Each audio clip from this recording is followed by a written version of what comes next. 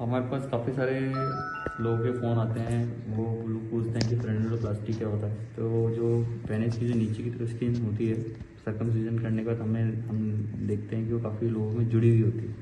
तो साथ के साथ हम इसका सर्जरी हम लेज़र से कर देते हैं। इसमें हार्डली 1 मिनट का टाइम लगता है।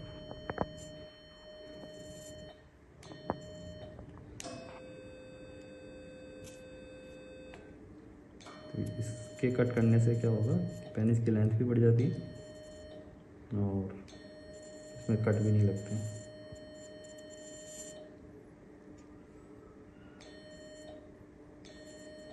अमूमन ये मैक्सिमम पेशेंट को करवाना ही चाहिए, क्योंकि मैक्सिमम पेशेंटों में ये होता है। यू कैन सी, यदि इनके भी रिलीज़ करने से पेनिस